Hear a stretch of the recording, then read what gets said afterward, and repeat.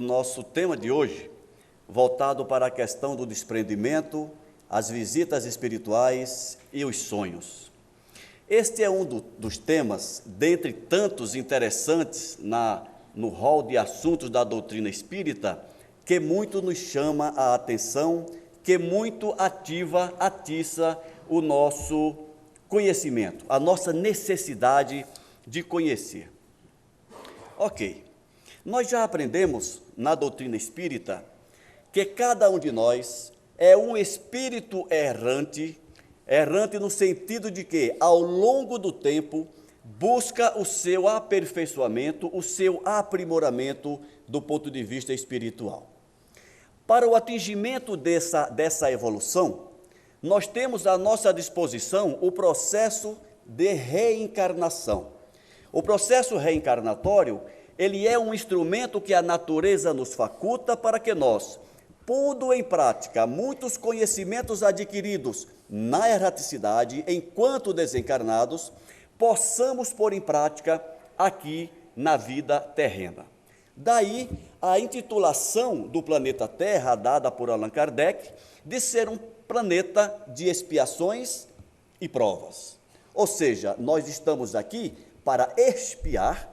Expiar significa responder, experienciar os atos, as consequências dos nossos erros pretéritos, e as provas, como o nome já sugere, nós estamos sendo testados diuturnamente a respeito das nossas promessas, dos nossos compromissos diante da nossa necessidade evolutiva. Pois bem, dentre essas provas, nós temos aquelas que acontecem, em sua maioria, durante o estado de vigília, durante o tempo em que nós estamos acordados. Mas nós também temos os nossos momentos de desprendimento pelo sono, onde o espírito que não descansa nunca, que não para nunca, que ele é ativo permanentemente, continua vivendo as suas ou as nossas experiências. E como é que isso acontece? O estado permanente do espírito é quando ele está desencarnado. Ele está vivendo a vida espiritual. A vida na Terra é, na verdade, um período de exceção do espírito.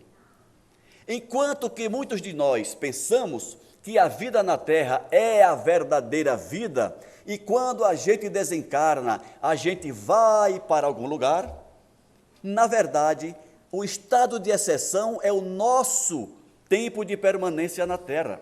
Quando nós desencarnamos, nós retornamos à nossa pátria espiritual. É como alguém que foi fazer uma viagem e volta depois para o seu país de origem.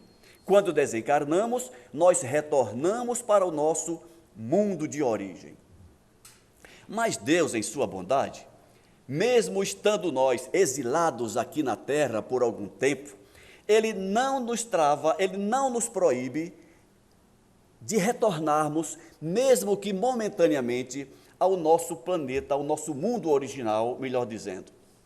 E isso se dá durante o nosso estado de sono do corpo físico.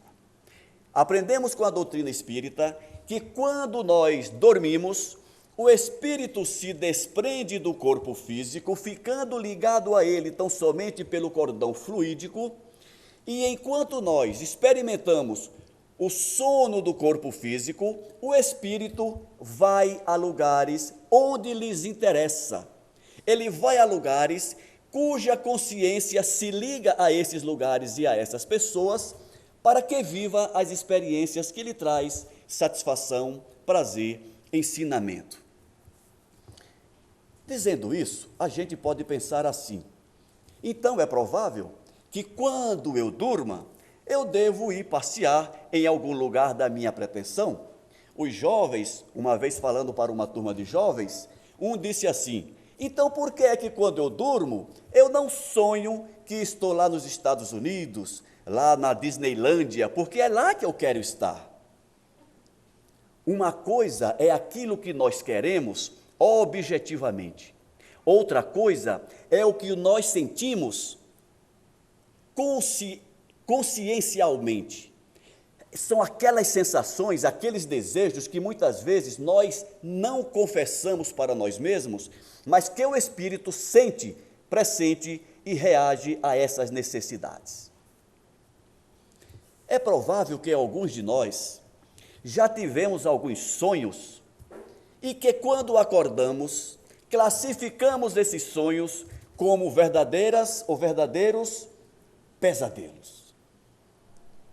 E alguém pode dizer assim, mas eu não desejei estar naquele lugar, vivendo aquela experiência terrível que eu tive durante o sono. Mas não é o nosso desejo objetivo que nos leva a essas experiências. São aqueles sentimentos que nós muitas vezes nem temos consciência deles, que nos conduz em espírito para a nossa realidade espiritual. Por exemplo, pessoas que alimentam rancor, pessoas que alimentam desejo de vingança, pessoas que alimentam dificuldade de perdoar alguém. Essas pessoas, apesar de terem esses sentimentos, elas convivem conosco de forma normal. A gente não identifica nenhuma anomalia de comportamento de forma clara em pessoas que alimentam esse tipo de sentimento. Mesmo porque, via de regra, elas não nos confessam que sentem essas coisas. Elas não se confessam, muitas vezes, que alimentam esses sentimentos.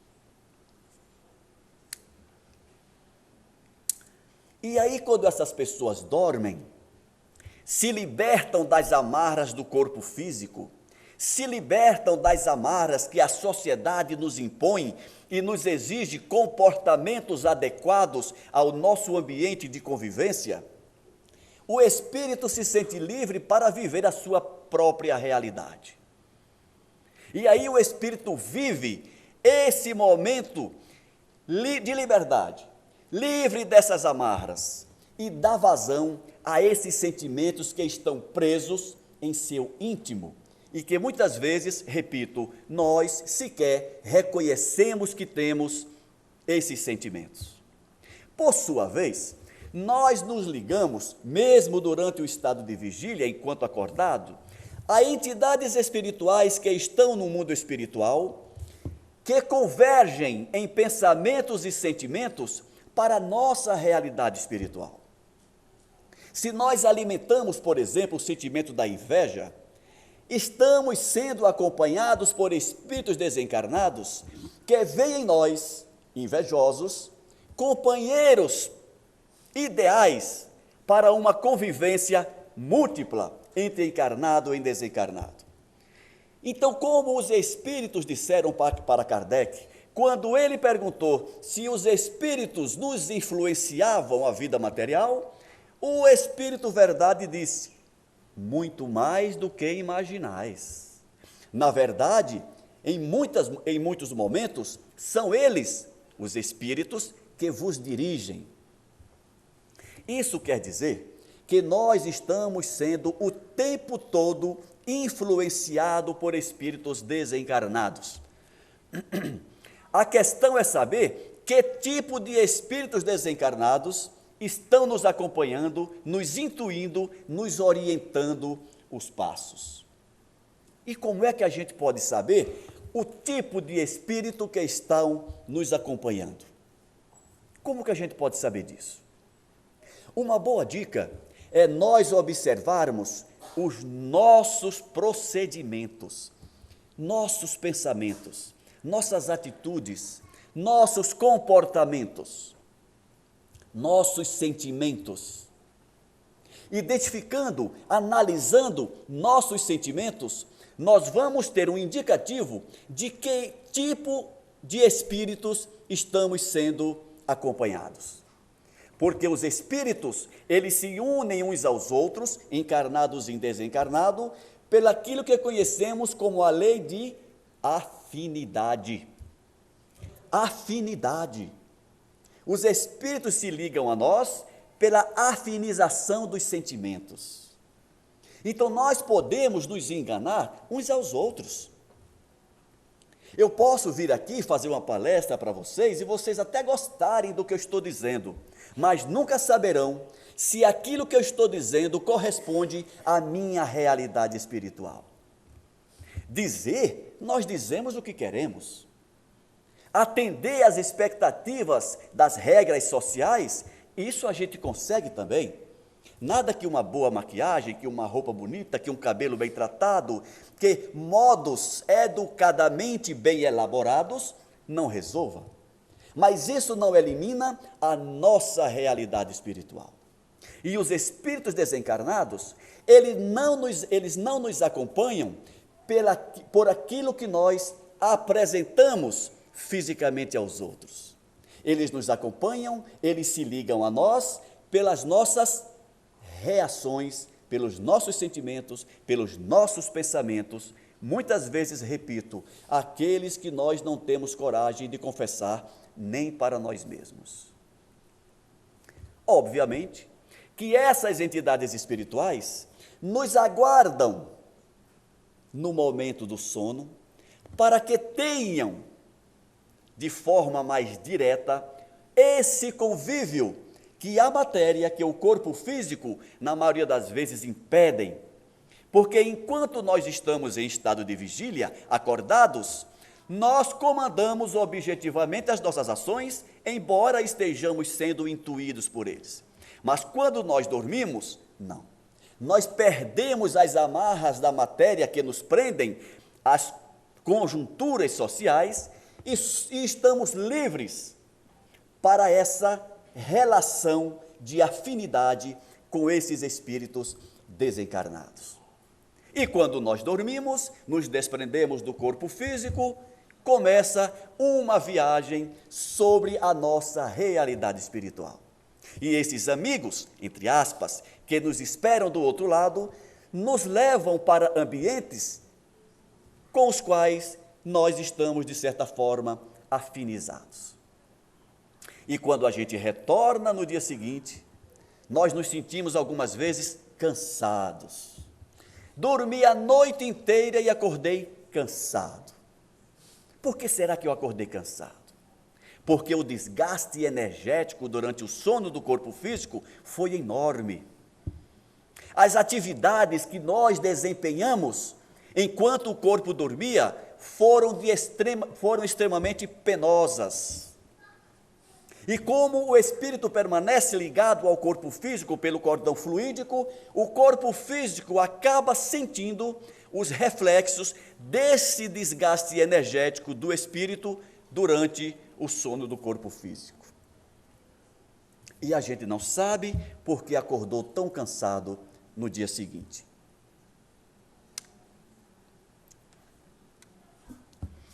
Vejamos o que nos diz os Espíritos na questão 401 de O Livro dos Espíritos.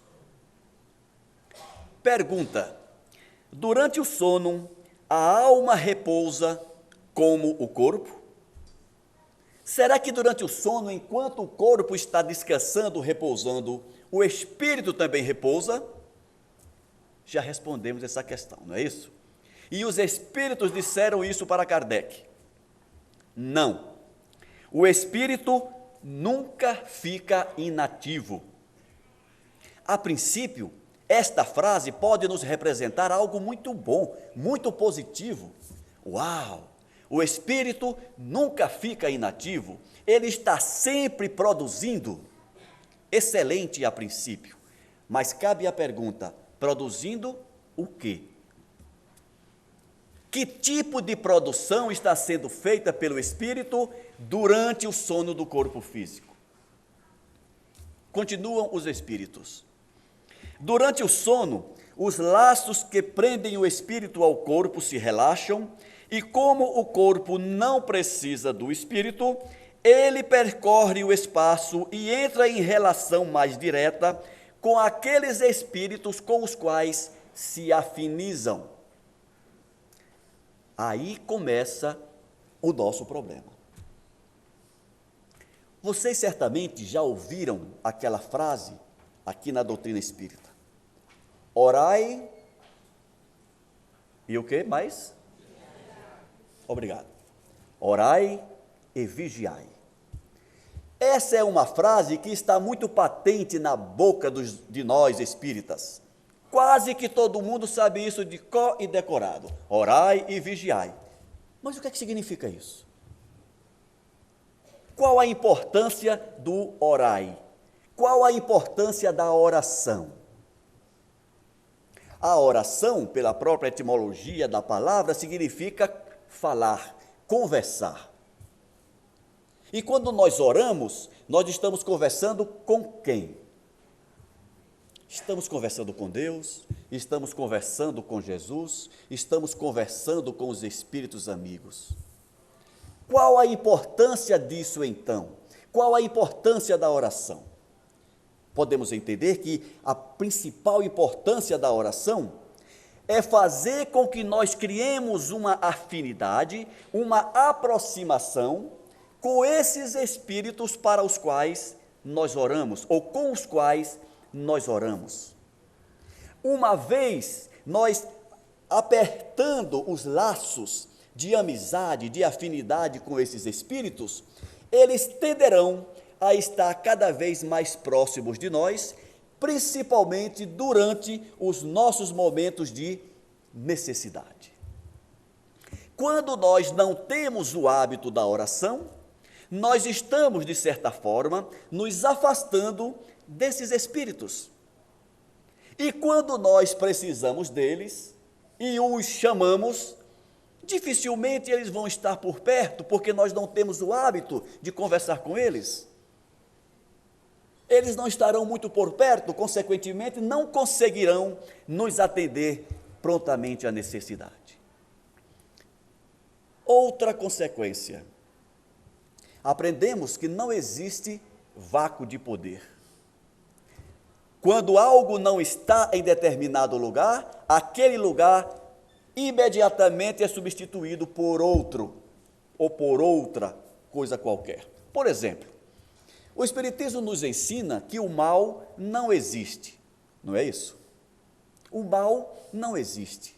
O que existe, de fato, é a ausência do bem. Exatamente. E por uma razão muito simples, nós entendemos que o mal não existe.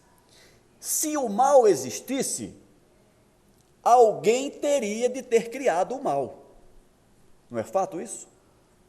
Se o mal existisse, alguém teria criado o mal. E quem teria criado o mal então? Alguém tem alguma sugestão?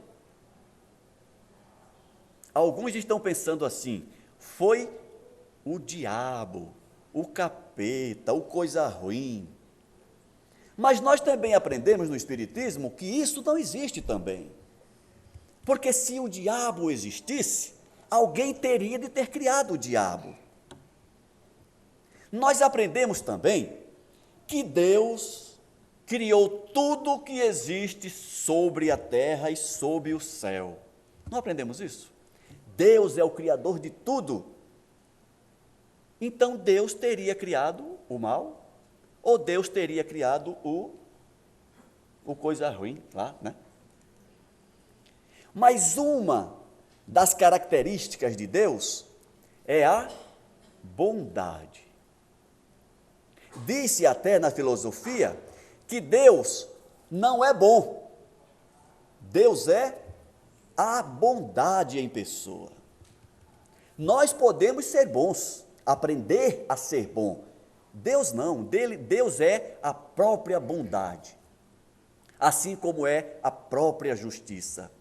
Então, sendo Deus a própria bondade, poderia ter criado o mal? Claro que não. Diante dessas conclusões, o que é que justifica então as maldades que nós vemos campeando o mundo afora? Vou dar uma dica para vocês. Nós comentamos agora há pouco que o mal não existe, que o que existe é a ausência do bem. Já dissemos isso. Por isso nós entendemos que o que justifica essa infinidade de maldades que nós vemos campeando o mundo afora, nada mais é do que a ausência do bem.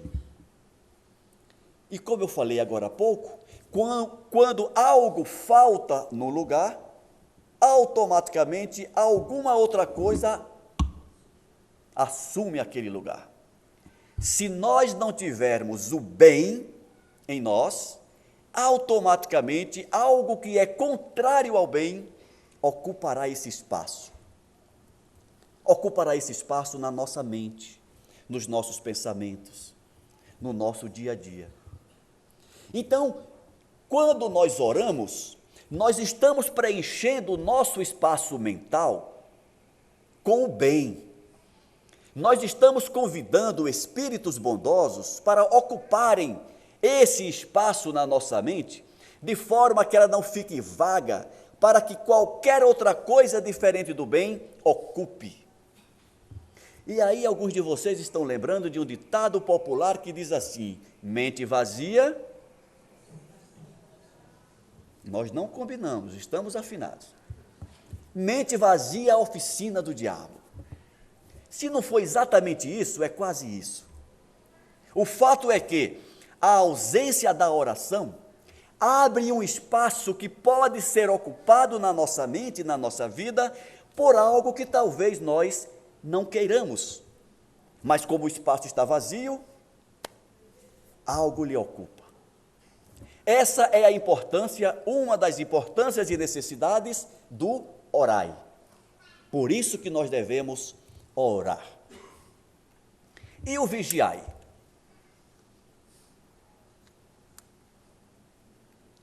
O que significa vigiar? Há algumas pessoas que entendem muito bem o que é o verbo vigiar, né? E se a gente perguntar, elas vão dizer: claro, vigiar é você olhar a vida dos outros. Eu sempre vigio a vida da minha vizinha, sempre vigio a vida do meu vizinho, mas não é desse vigiar que nós estamos falando. Vigiar a nós mesmos, vigiar nossos pensamentos, vigiar nossas atitudes, vigiar nossos comportamentos. Como é que eu estou me comportando? Qual é o tipo de pensamento que eu costumo alimentar em minha cabeça? Nós já sabemos, dissemos agora há pouco, que os espíritos encarnados ou desencarnados se acompanham uns aos outros, se procuram, se buscam e se encontram pela chamada lei de afinidade. A afinidade nada mais é do que quando as ideias, quando os desejos convergem para o mesmo ponto. Se eu tenho o hábito de pensar sobre determinada coisa, os espíritos desencarnados, percebendo a frequência daquele meu pensamento e se coadunando com esse pensamento, se aproximarão de mim. Verão em mim, perceberão em mim um amigo em potencial para ajudá-los a conseguir os seus intentos. Porque eles percebem que eu alimento um pensamento, um desejo, que se afiniza com os pensamentos e os desejos deles. E é assim que surgem aquilo que nós aprendemos a chamar como processos obsessivos. E é por isso que a doutrina espírita nos explica que não há processo obsessivo sem a conivência do obsidiado.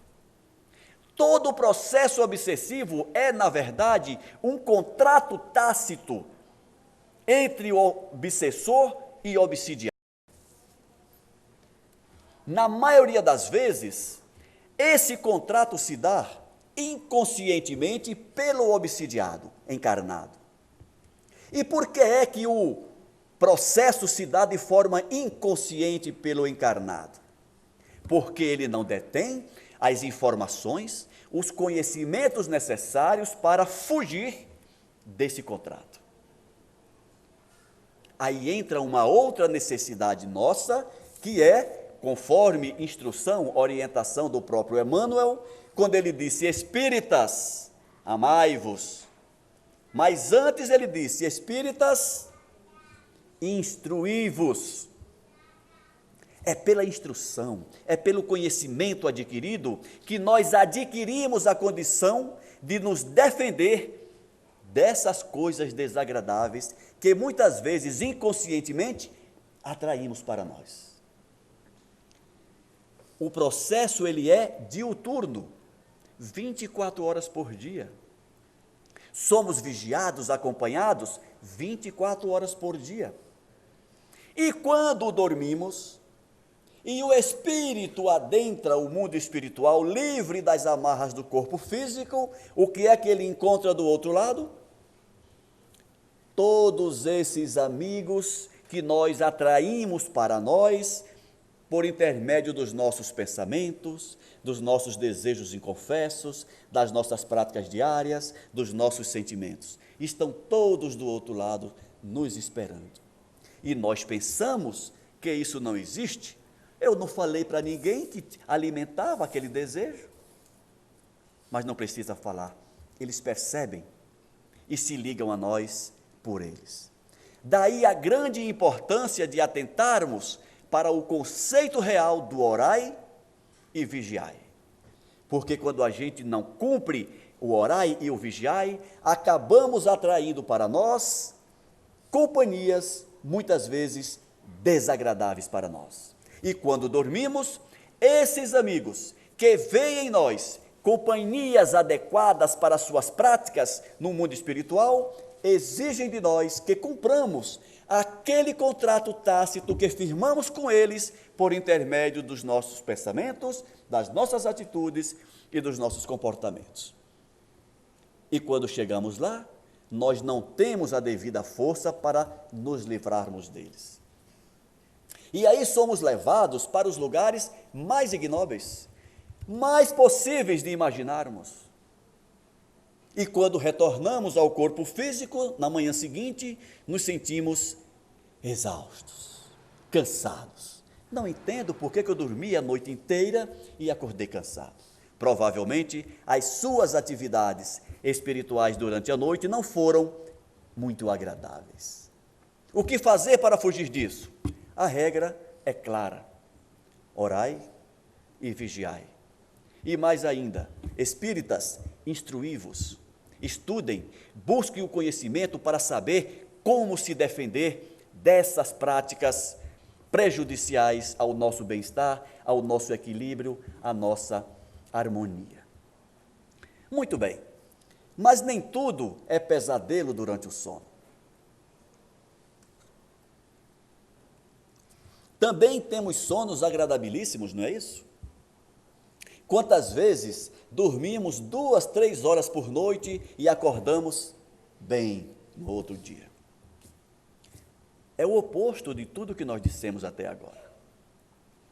A depender das nossas práticas, dos nossos pensamentos, das nossas atitudes, ao dormirmos, o espírito encontra do outro lado amigos, verdadeiros amigos, que nos esperam para práticas positivas. Que práticas positivas? Nos levam para trabalhos da espiritualidade, trabalhos como esse que nós estamos fazendo aqui agora. Nos levam para ajuda a irmãos desencarnados que estão em sofrimento em lugares, muitas vezes trevosos, mas que nós somos utilizados como um instrumento para também auxiliar esses irmãos na espiritualidade. Mas para isso, nós precisamos estar capacitados. Isso que nós estamos fazendo aqui, eu, o colega na direção e vocês que nos ouvem, nós estamos nos capacitando para isso. Todos nós somos candidatos a trabalhadores na seara do Cristo. Trabalhador da seara do Cristo é aquele que insiste, conforme o conceito da doutrina espírita, insiste em se melhorar a cada dia. É aquele que percebe ou tenta perceber, identificar o que é que está errado em mim e corrigir.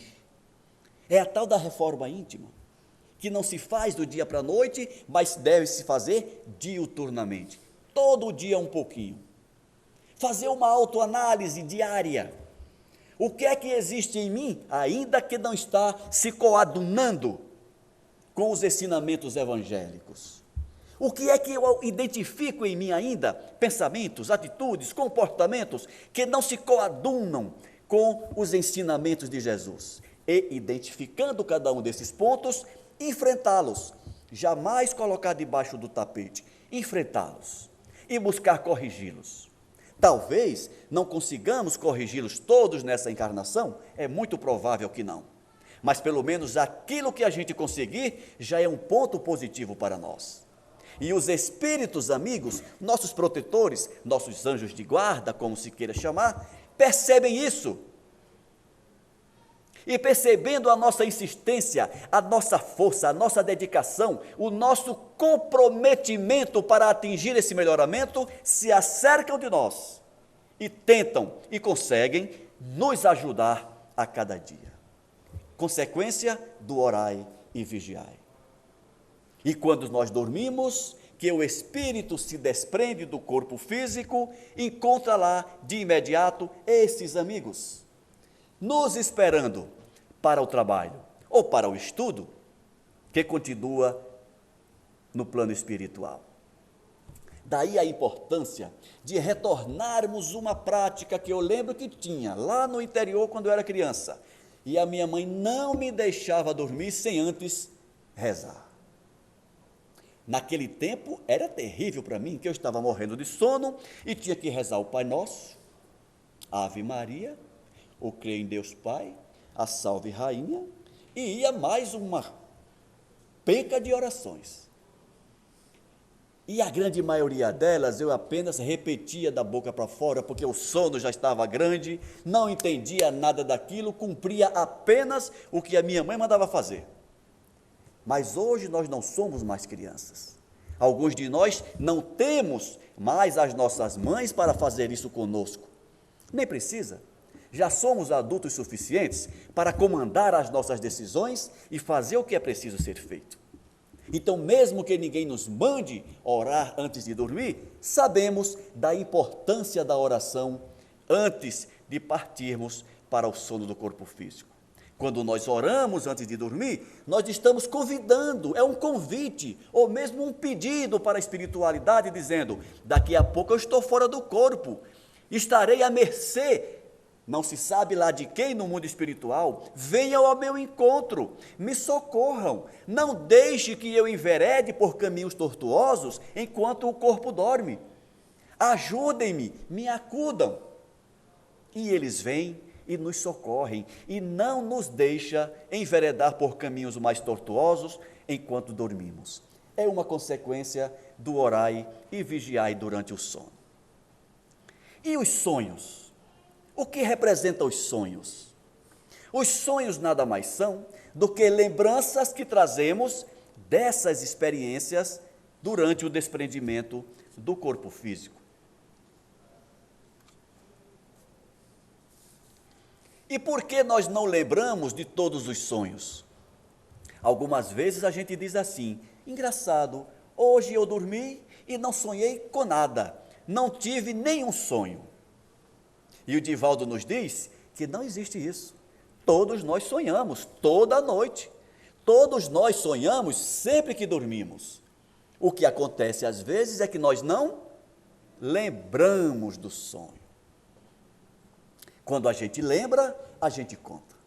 Quando a gente não lembra, a gente não conta e diz que não sonhou. E por que é que a gente lembra às vezes e não lembra outras vezes? Pois bem, nós aprendemos de que nós temos 5 formas de percepção da realidade material. Quais são as 5 formas?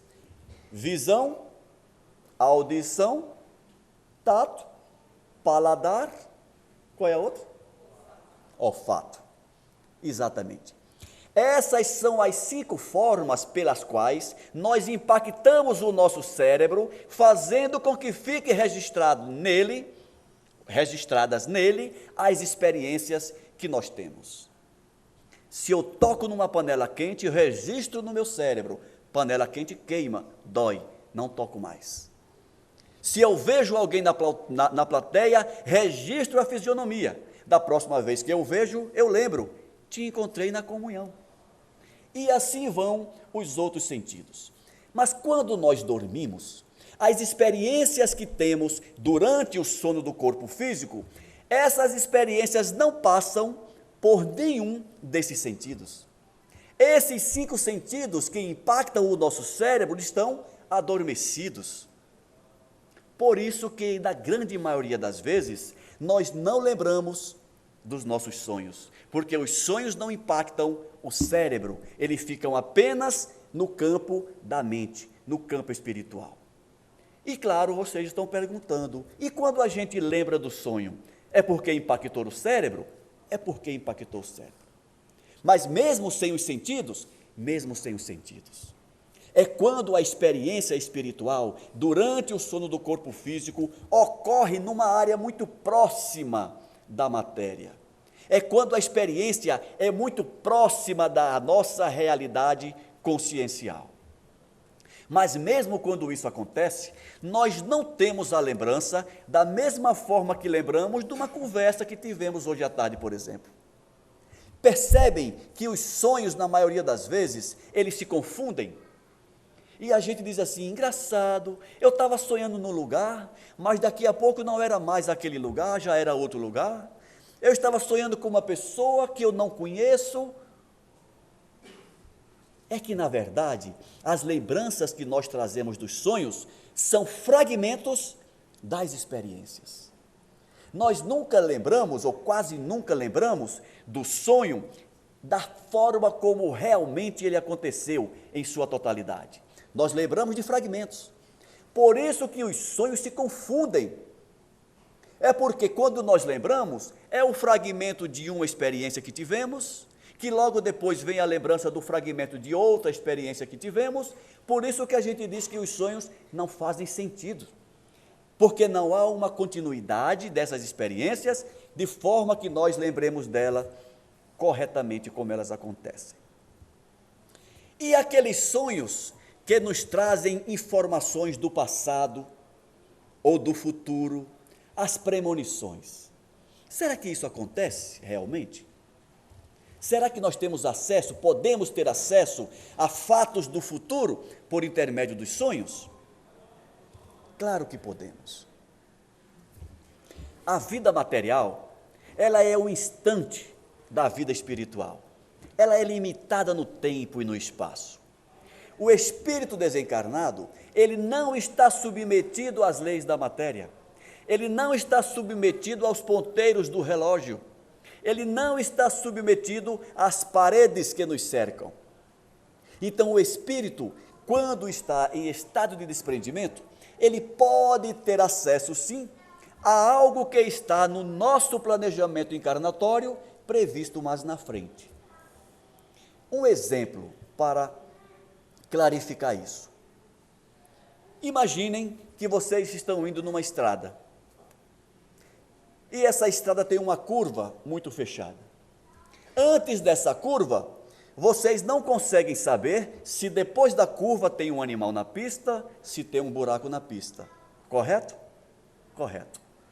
Mas de repente alguém pode ligar para o celular de vocês e dizer assim, cuidado que tem um animal parado na pista na frente, depois da curva. Ué, como é que essa pessoa sabe disso? Simples.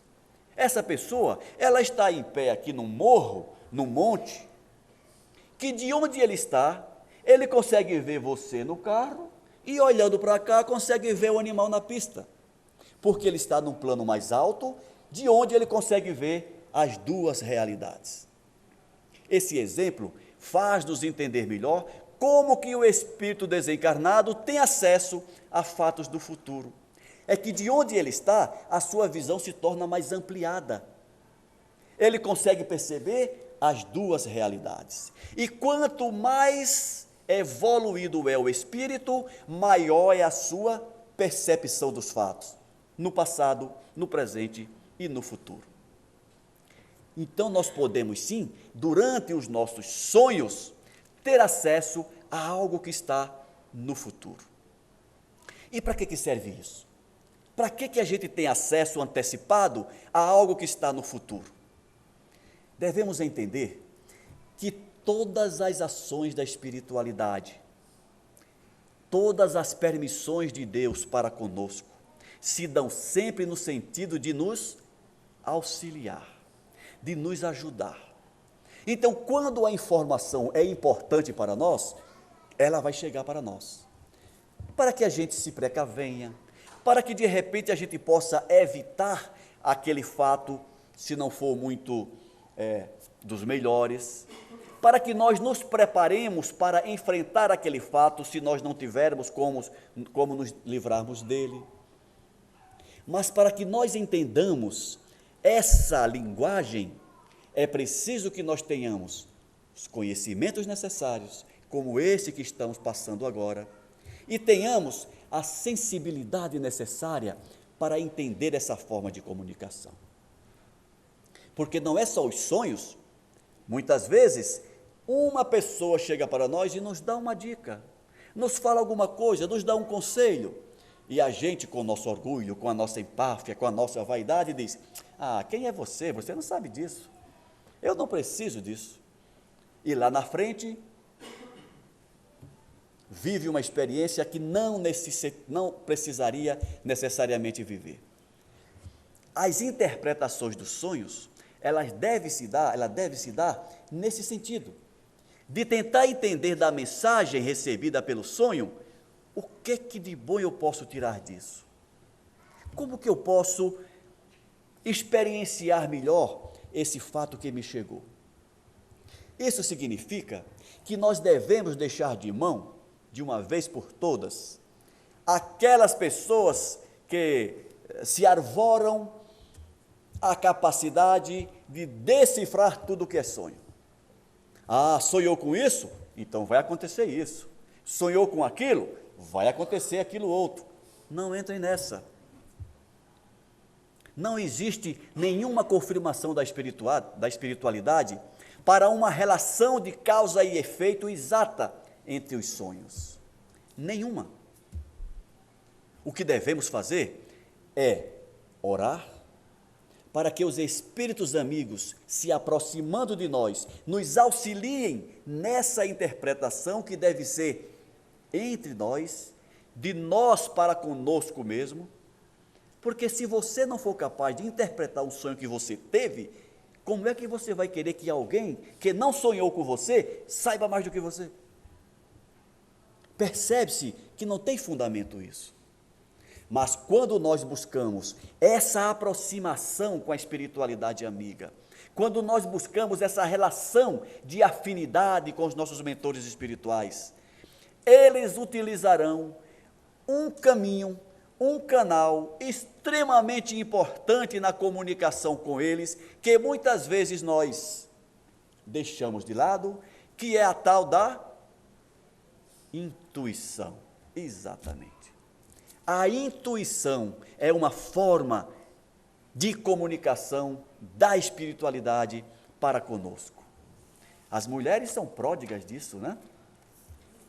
A intuição nas mulheres, ela é muito mais aflorada do que nos homens, porque não sei ainda, mas não significa que nós, os homens, não tenhamos ou não possamos também melhorar a nossa intuição. E como a gente percebe a intuição? São aquelas ideias que vêm à nossa cabeça em momentos em que nós não estamos nem de longe pensando naquilo e dá aquele estalo. E a gente diz assim: estava aqui hoje conversando com meu amigo, eu vejo umas ideias malucas que não tinha nada a ver, e a gente desperdiça a informação recebida pela intuição. Todos nós, homens e mulheres, devemos buscar o aprimoramento dessa faculdade, da intuição, para que nós possamos interpretar melhor as formas de comunicação da espiritualidade para conosco, inclusive os sonhos. Lembrando que a intuição, ela pode e deve ser aprimorada a partir do desenvolvimento de uma percepção dessas ideias, desses insights que nos vêm dessa forma, inesperadamente. O que é que isso tem a ver? O que é que isso quer dizer? Vamos pensar e refletir sobre isso. E agora eu acabo de falar uma palavra que parece que também está ficando meio em desuso, no nosso meio, na nossa sociedade, que é a reflexão. Quantas vezes nós paramos por semana para refletir? O que é que nós fazemos com as informações adquiridas em palestras como essas? Será que depois da palestra a gente fica matutando sobre aquilo que nós ouvimos? Conversando com a espiritualidade, pedindo ao anjo protetor, ao guia espiritual, que nos ajude a entender melhor o que foi dito na palestra. Antes de dormir, fazer uma oração pedindo, solicitando a espiritualidade que nos favoreça o entendimento, o devido esclarecimento daquilo que nós ouvimos na palestra, ou daquilo que nós lemos em determinado livro. Dá uma paradinha durante a semana ou durante o dia, meia hora, 40 minutos, para ficar pensando sobre tudo isso que nós estamos falando. Quem faz isso aqui? Não precisa levantar a mão. Mas certamente, poucos de nós fazemos isso. E a gente já tem uma resposta pronta. Nos falta o quê? Tempo. Nos falta tempo. Mas o tempo é um instrumento, é algo que está à nossa disposição. A gente faz com ele o que a gente quiser. Então, cabe aí mais uma reflexão sobre isso. Controlar melhor o tempo para que nós tiremos o melhor proveito dele. Gente, o nosso tempo está se esgotando. Então, para finalizar o nosso bate-papo de hoje, a nossa palestra, a nossa conversa de hoje, eu gostaria de deixar alguns deveres de casa para vocês. Primeiramente, sugerir como dever de casa que cada um de nós, a partir de hoje, aqueles que porventura não façam, adquiram o hábito de orar antes de dormir. Não precisa ser meia hora de oração ou de reza, uma palavra, uma lembrança, um Pai Nosso, mas que antes de dormir, pelo menos, lembrem-se, liguem-se à espiritualidade e peçam a esses amigos que nos receba após o corpo fechar os olhos para o descanso necessário. Que sejamos recebidos e acompanhados durante o tempo em que o corpo dorme. Primeiro dever de casa. Segundo dever de casa, que arrumemos tempo, que definamos um dia na semana, pelo menos, para refletirmos sobre tudo isso que nós aprendemos na doutrina espírita. Durante essa reflexão, que peçamos aos amigos espirituais que nos ajudem a melhor entender e pôr em prática os ensinamentos adquiridos. E por último, um terceiro dever de casa, que nós desenvolvamos o hábito diário de agradecer a Deus, de agradecer a Jesus, de agradecer aos amigos superiores por tudo de bom que eles nos concedem diariamente e que muitas vezes nós não damos a menor importância a tudo de bom que nós temos. E o que é que nós temos de bom? Nós temos a vida, nós temos o corpo físico funcionando bem, nós temos a saúde, temos nosso trabalho, temos nossas famílias. Ficaríamos aqui a noite inteira descrevendo as coisas boas que Deus nos favorece e que, via de regra, nós não temos o hábito de agradecer por tudo isso. Um ótimo final de semana para vocês, uma ótima semana para todos nós, e que a partir de hoje, nossos sonhos sejam apenas de revelação do bem que existe em nós e que nós insistimos em apagá-lo, e que os nossos sonhos sejam de prospecção de um futuro de paz, de harmonia entre nós e nós mesmos, pelo equilíbrio da nossa consciência e, sobretudo, de paz e harmonia entre todos nós, porque é isso que a humanidade precisa. Muita paz para todos, que Deus nos abençoe hoje e eternamente. Muito obrigado.